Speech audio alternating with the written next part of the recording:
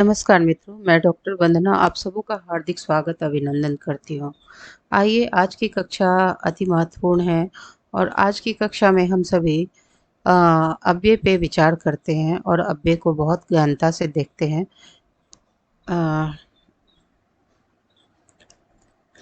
अव्यय सर्वप्रथम हम क्या है? सर्वप्रथम हम अव्यय के शब्द को देखेंगे कि यह कैसे बना है, क्योंकि हमारे परीक्षा में आ सकता है कि यह इस शब्द का निर्माण कैसे हुआ है। तो आइए देखें क्या है। अव्यय बनाते हैं, चलिए। तो नौ व्ययम, नौ जोड़ व्यय, ठीक है। पहले यहाँ करते हैं। तो व्यय का संधि विच्छेद कैसे होगा? सर्वप्रथम एक प्रश्न पूछा जा सकता है कि संधि विच्छेद का क्या अर्थ होता है। तो किसी भी शब्द के मूल रूप को जानने के लिए हम संधि विच्छेद करते हैं। संधि विच्छेद का क्या अर्थ होता है या क्या प्रयोजन होता है? तो किसी भी शब्द के मूल रूप को, जो उसका प्राकृत रूप है, उसको समझने के लिए, जानने के लिए हम लोग क्या करते हैं? संधि विच्छेद करते हैं। तो अव्यय के मूल रूप को हम लोग जानने के लिए यहाँ पे क्या कर रहे हैं? इसका संधि विच्छेद कर रहे हैं। नौ व्यय ये कर दिया हमने। अब इसको व्यय को कैसे तोड़ेंगे? बी जोड़ अय, ऐसे ही तोड़ेंगे ना, ठीक है। तो बी में ई है, बी में ई है, आप देख रहे हैं। ये ई को यहाँ पे लाएंगे हम और क्या करेंगे? ओ। तो ई किस में यहाँ पे यण संधि होगी, जैसा कि आप यण संधि का सूत्र जानते हैं। ई के जगह पे क्या हो जाएगा हमारा? य हलंत हो जाएगा और ये अ हो जाएगा। दोनों मिलके क्या बन जाएंगे? ये य क्षम्यताम, ये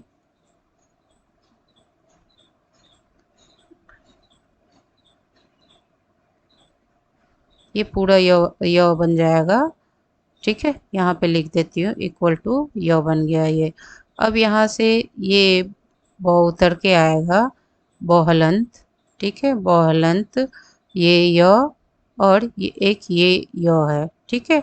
तो इसको कैसे लिखेंगे? बहुलंत को आधा ब य य, व्यय हो गया। अब ये 9 है, 9 अ में कैसे परिवर्तित हुआ, इस चीज़ को देखना है हमें। तो एक नियम है, वह नियम बहुत ही महत्वपूर्ण है, आप उसे देखे रहिए, समझे रहिए। पूछ सकता है कि 9 का किस सूत्र के तहत, किस नियम के तहत अ में परिवर्तन होके अव्ययम बना है, ठीक है। तो देखिए क्या है सूत्र। निषेधार्थक लिख लेंगे, आप सभी नोट करेंगे। निषेधार्थक 9 के बाद निषेधार्थक, निषेध वाला है ना, ये 9 निषेध वाला है, यह निषेधार्थक ही है। तो निषेधार्थक 9 के बाद निषेधार्थ निषेधार्थक 9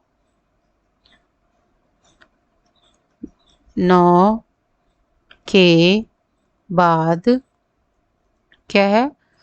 यदि कोई व्यंजन, यदि कोई व्यंजन, ठीक है, व्यंजन से शुरू होने वाला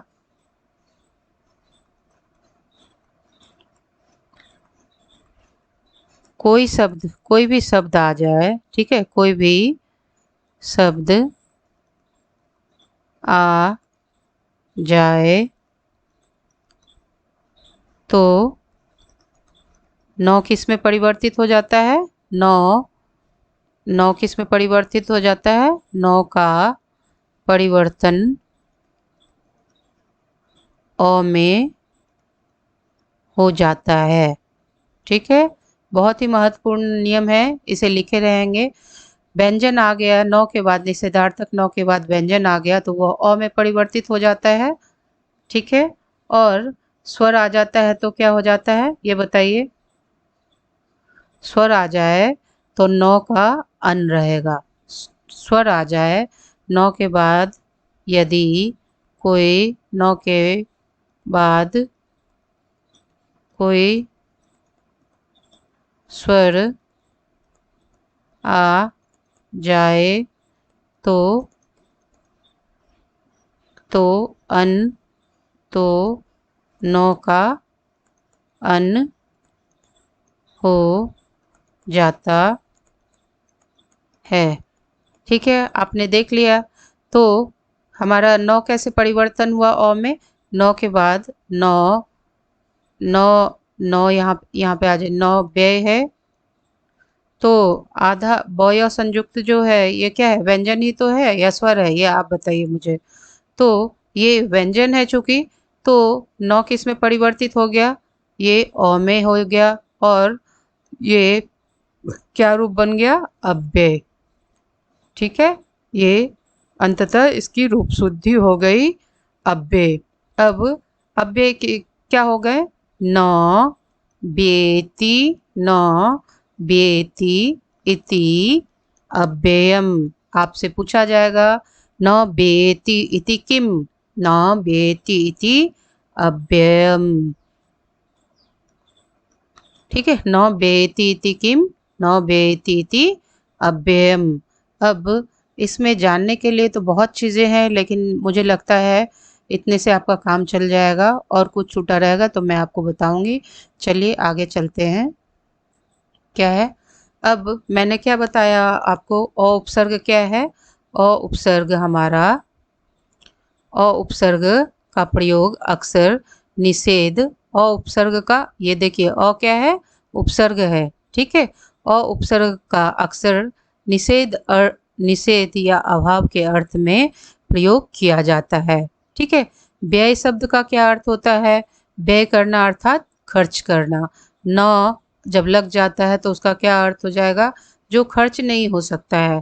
ठीक है, जिसमें कोई परिवर्तन ही ना उसमें प्लस हुआ ना कोई माइनस हुआ, तो वो क्या हो गया, वो अनव्ययम हो गया, न व्ययम इति अनव्ययम हो गया। ठीक है, अव्यय हो गया वो। व्यय का अर्थ होता है खर्च करना या उपयोग या परिवर्तन। ठीक है, अब संधि विच्छेद का अर्थ हमने आपको पहले बता दिया है, फिर भी देख लेंगे एक बार। संधि विच्छेद का अर्थ है शब्दों को अलग अलग करके उनके मूल रूप को दिखाना। ठीक है, प्रश्न पूछे गए हैं इसीलिए थोड़ा इसे याद रखेंगे। इस प्रकार अव्यय जो शब्द बने हमारे, अव्यय शब्द का क्या अर्थ हो गया, जिसमें कोई परिवर्तन ना हो, अविकारी हो, या जो खर्च ना हो। ठीक है, अब अविकारी का हम अर्थ समझ लेते हैं एक बार। ठीक, यहाँ पे समझते हैं, ये तो पढ़ेंगे ही, लेकिन अ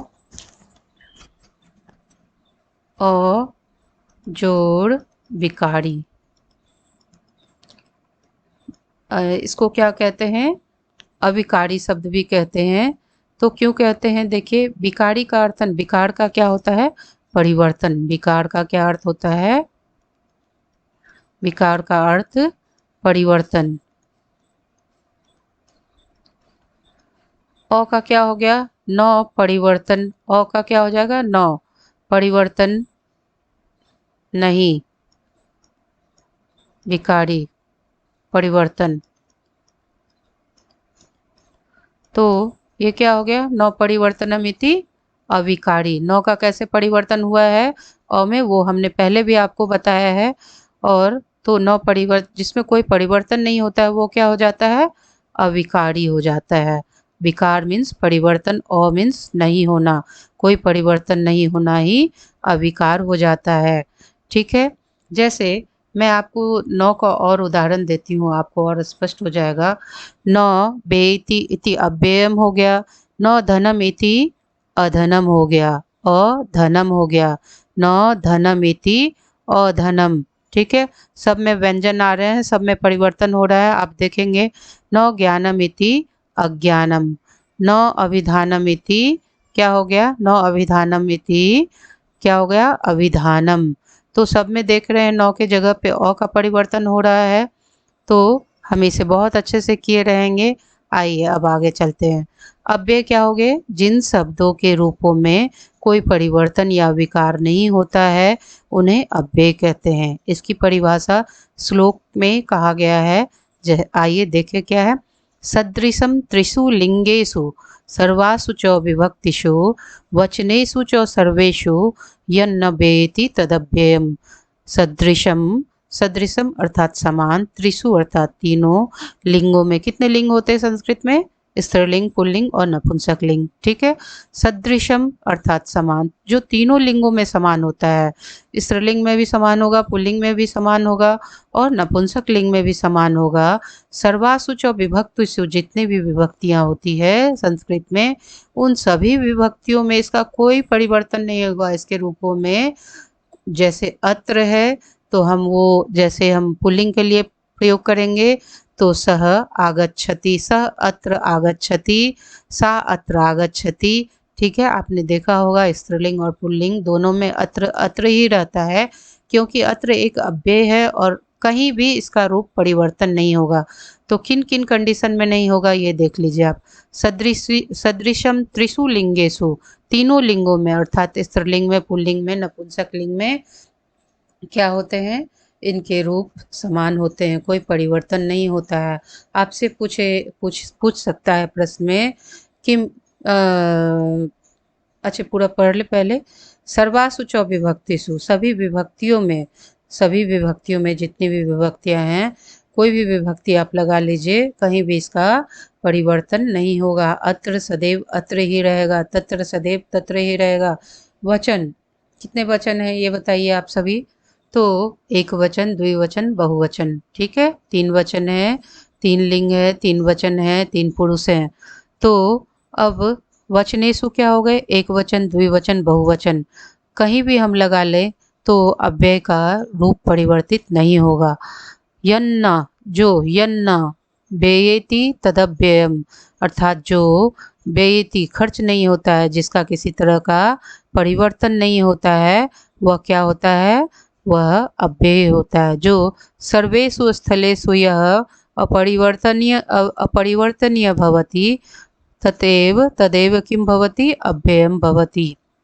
अर्थात जो शब्द तीनों लिंगों में, सभी विभक्तियों में और सभी वचनों में समान रहते हैं, जो घटते या बढ़ते नहीं हैं, वह अव्यय पद कहलाते हैं।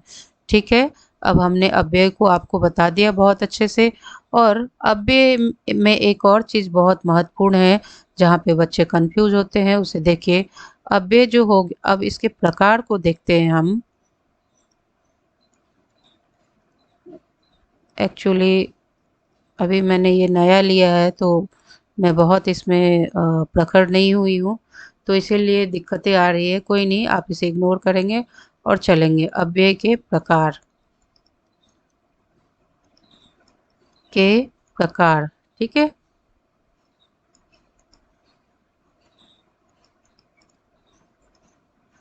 क्या है इसका? हम हिंदी में भी देखेंगे। हिंदी में, एक मिनट, हिंदी में कितने होते हैं अव्यय के प्रकार? 4 होते हैं। संस्कृत में कितने होते हैं? 5 होते हैं। ठीक है, तो आपको अगर 4 ऑप्शन में दे दिया जाए तो यह 4 ऑप्शन कहाँ किसके लिए होता है? कहाँ पे 4 अव्यय के प्रकार होते हैं? ये हिंदी में होते हैं। संस्कृत में कितने होते हैं? 5 होते हैं। ठीक है, इसे हमेशा ध्यान में रखिएगा, कंफ्यूज नहीं होना है। ठीक है, अब देखते हैं हम कौन कौन से अव्यय होते हैं। तो आइए, क्रिया विशेषण क्या होते हैं? प्रथम अव्यय के प्रकार क्रिया विशेषण, अर्थात क्रिया की जो विशेषता बताए उसे क्रिया विशेषण कहते हैं। अब बताइए, चलना तो एक क्रिया है ना? चलना हो गया, खाना हो गया, रोना हो गया, सोना हो गया, जितना भी है ये सभी क्रिया है। तो हम जैसे बोलते हैं सह सह शनै शनैः, सह शनै शनैः खादति। तो जो खाना है क्रिया है ना ये, इसका हम क्या बता रहे हैं? विशेषता ही तो बता रहे हैं। क्या बता रहे हैं? शनै शनैः।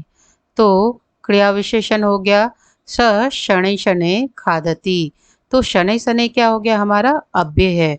ठीक है, तो अव्यय है तो शनैः शनैः खादति, यह क्रिया की विशेषता ही तो बता रहा है।